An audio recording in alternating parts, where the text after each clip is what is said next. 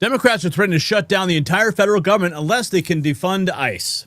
Yes, you heard that right. The same agency responsible for removing dangerous criminals from our communities is now under attack by progressives who'd rather see chaos than border enforcement.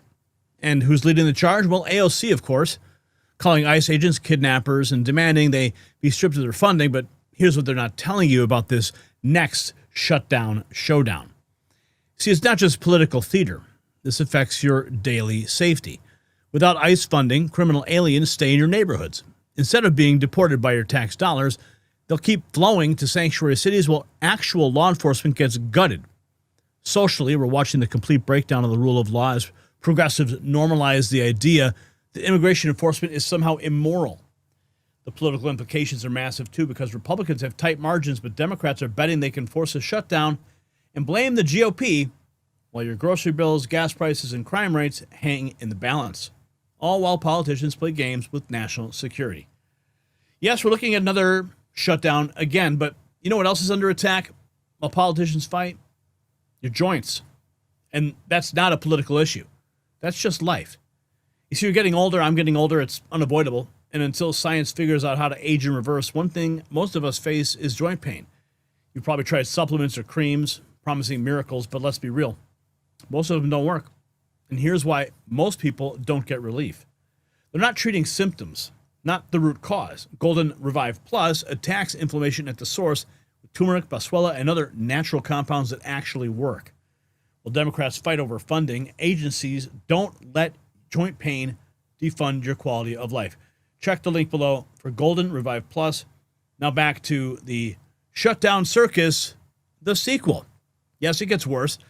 Republicans like Anna Paulina Luna are now threatening their own shutdown strategy, refusing to pass any spending bills without the SAVE Act attack. So now we've got Democrats threatening shutdown over ICE defunding and Republicans threatening shutdown over election integrity.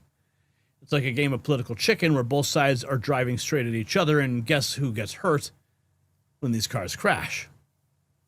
You do. So Republicans are refusing to let Democrats weaponize the Minneapolis shooting to rewrite the Department of Homeland Security funding. This sets up the battleground. Let's see how the Democrats are doubling down on this new threat.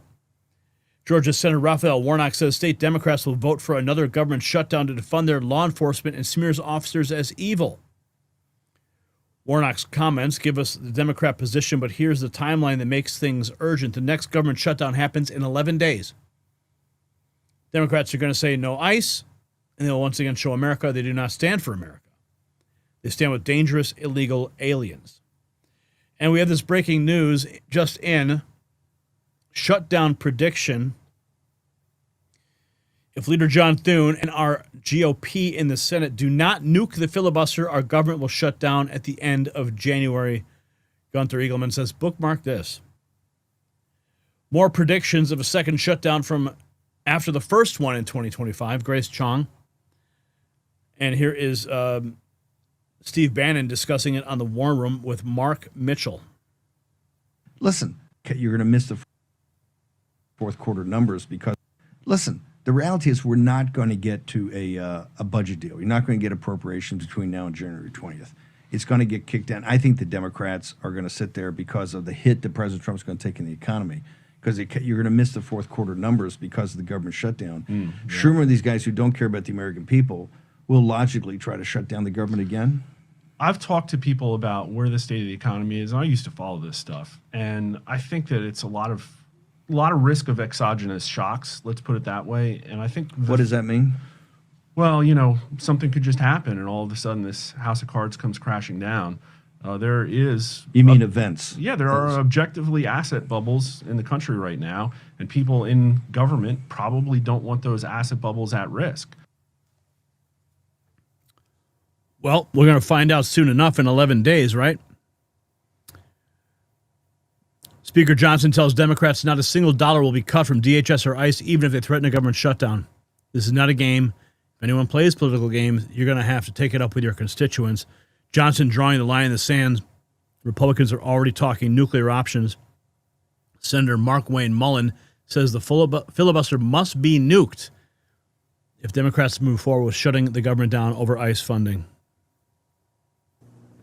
It's absolutely the worst thing that happened. And we're doing everything we can to avoid it.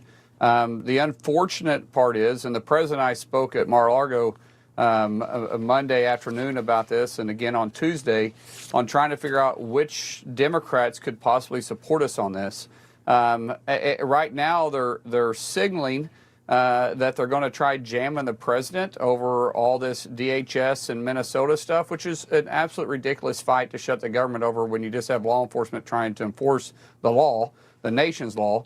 But I believe there's some cooler heads. We've had some conversations the last day and a half, Larry, where a lot of the Democrats that was wanting to reopen the government and some of the ones that that voted to open are willing to work with us. Susan Collins has done a really good job trying to negotiate in between Republicans and Democrats because, you know, we still have to have at least 8 Democrats vote with us because we got Rand Paul that doesn't vote for anything. So that means we start at 52 Republicans, and so we'll have to have 8 Democrats to support us on it. If not, the conversation about busting the filibuster on appropriation bills will probably have to come to conversation in a quick fashion. So let me back up for a second. Are there any Democrats who have the backbone and the courage to praise Mr. Trump for his negotiating skills in Davos, what he's doing in Greenland and the Arctic, and for that matter, saving the Western Hemisphere from the encroachments of China and Russia? Is anybody willing to stand up? I mean, I know Al Gore was booing at a dinner party, you know. When I knew him, he had manners. I guess those days are over. But is there anybody on the other side of the aisle who's saying, look, Trump is doing the Lord's work here, and we're all coming together. We're going to preserve NATO. Right. We're going to preserve freedom. You're going to preserve the United States. I mean, anybody? Well, Al Gore is irrelevant today. The only person that would probably really be willing to do that is John Fetterman. Unfortunately, for the Democrat Party, they're not really paying attention to what President Trump is doing on protecting the United States, on truly leading from the front with peace through strength. What has happened underneath the Obama administration, when they totally gutted our military, underneath the Biden administration, to which they totally tried to tear down everything President Trump did, President Trump has actually taken that approach, peace through strength, and that means even in our approach at abroad. What the president is doing with Greenland is smart. I mean, NATO has been warning Denmark for 20 years, Larry, that they need to do something about the activity of Russia and China because it's not just open water. There's a lot of cables, a lot of pipelines that are running in that region, and Russia and China is spending all this time mapping it out. It causes serious concerns that we have for national security reasons. They haven't been willing to do it. President Trump is finally saying, hey, Denmark, by the way, as you know, and your listeners may know, this has been a discussion going on since 1912. Since 1912, the United States has been trying to get control of Greenland because of the national security risk and the shipping lanes it is to the United States. And so this isn't anything new, except President Trump is finally saying enough is enough. Why do we keep talking about it? We've been talking about it for over 110 years now. Let's actually finish what we need, what everybody, even Europe and the United States, knows that needs to be done. Greenland needs to be brought into the United States for the national security of not just the United States, but also Europe. Well, look, I think they're working that out. But, I mean, coming back home, Right. You got, correct me if I'm wrong, but ballpark, there's $25 billion been allocated to the Gold Dome so far. Estimates Right. running upwards of 175 to 200 billion, whatever, all right? Whatever is probably not enough. We have to do the right thing to do to protect this country's national security, to protect its safety, That's to correct. stop the encroachments of our adversaries in China and Russia and so forth. A shutdown is exactly the opposite. Exactly the opposite. I mean, this is no time to cut and run. Give you the last word. No, Larry, you're right, and we hope cooler heads on the Democrat side will prevail. Unfortunately, you got Chuck Schumer, that is not a real leader. He's more of a politician that worries about his elections than he actually does about leading the country. If anybody with a sense of understanding of world affairs would understand that shutting down the government right now would be the worst mistake possible.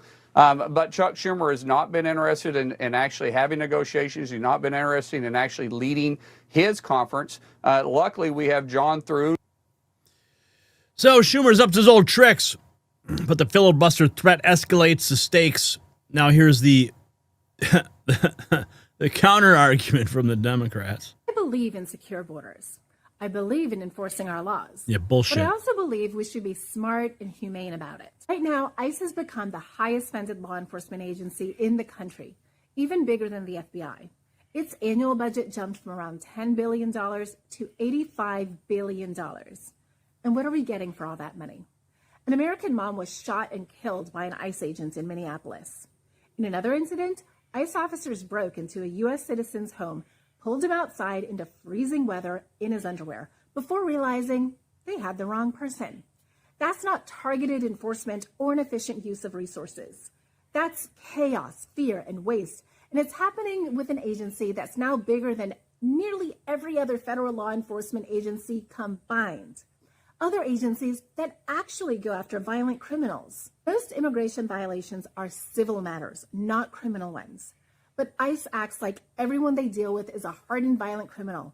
And that mismatch has created chaos, backlogs, and a system that doesn't work. Only 5% of the people picked up by ICE have been convicted of a violent crime. Oh, 4% spare me. Anna Paulina Luna.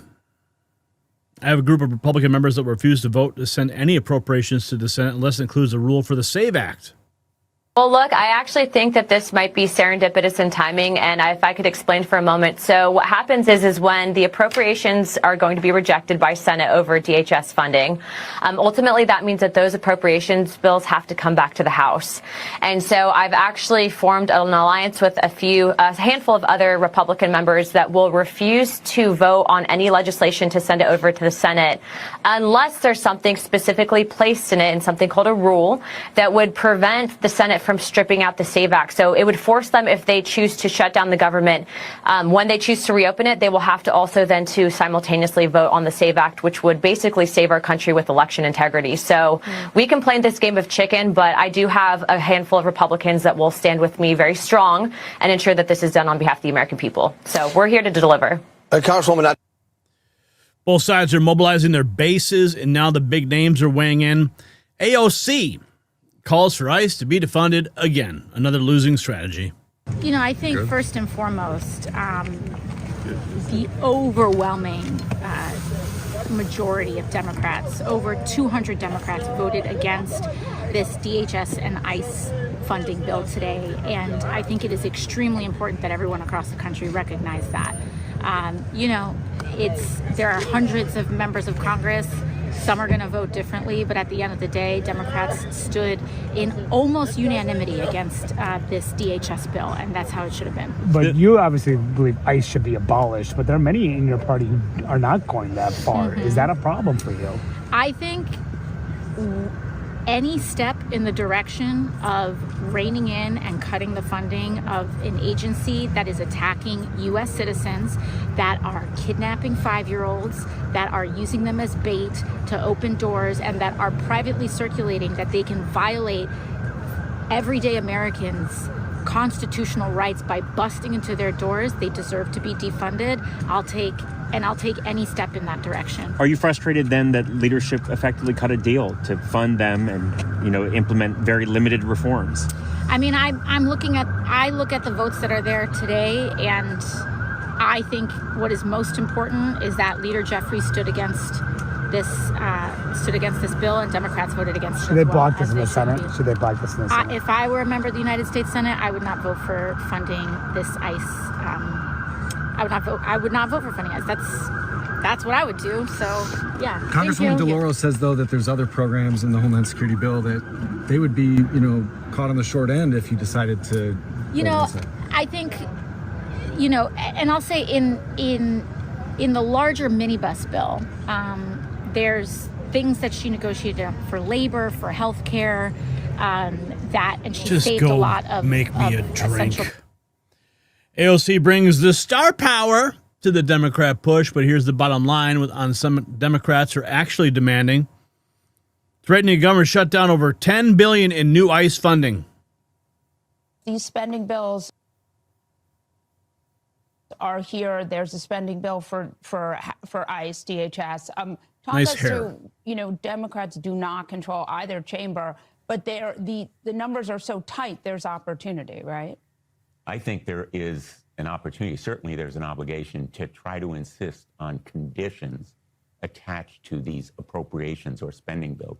The House yesterday approved the ICE budget, the Department of Homeland Security spending bill, by a pretty narrow majority. What they'll try to do in the Senate, without getting too much into the weeds, is to put the Department of Homeland Security spending bill as a package with others to make it more difficult for us to vote against. But I'm a no vote on that spending bill unless there are conditions that require ICE to go to a judge to get a warrant, as well as other kinds of constraints, the use of masks, the non-identification, the unmarked cars. These police tactics, secret police, totalitarian tactics need to be stopped. And just for the record, let me say about the vice president, when he is dismissive about the difference between an administrative warrant and a judicial warrant, he ought to know better. He's a fellow law school, Yale Law School graduate. A judge approves a judicial warrant after a finding of probable cause. I have sought them as a U.S. attorney in Connecticut, as a prosecutor. I said to agents at times in the middle of the night, we need to go for a warrant. And literally, we went to a judge's home, and he came padding down in his pajamas and slippers at the kitchen table, authorized the warrant, and we went ahead with the search or the arrest. As opposed to a judicial approval, the administrative warrant is approved by an ICE official. So there is a really distinct difference. Yeah, key distinctions there. Blumenthal. That guy's another disgrace to the office. So here's the kicker. While Democrats scream about ICE being ineffective and expensive, they're perfectly fine funding the IRS with 87,000 new agents to audit your bank account. They wanted to fund the agency that removes criminals, but expand the agency that harasses taxpayers. It tells you everything about their priorities. So the bottom line is simple. This shutdown fight reveals who actually cares about your safety versus who cares about virtue signaling. Democrats would rather score political points than protect American communities from criminal aliens. Republicans are trying to force votes on election integrity while keeping law enforcement funded. One side wants to defund the cops who remove dangerous criminals. The other wants accountability in elections. The choice couldn't be clearer. Do you think Democrats will actually follow through on shutting down the government just to defund ICE? Let me know below. And while you're there, check out the Next News merch shop for gear that shows where you stand on keeping America safe. The system controls information. Information control is power. They don't want you to see this. The truth only survives together. They don't want this. Share this now.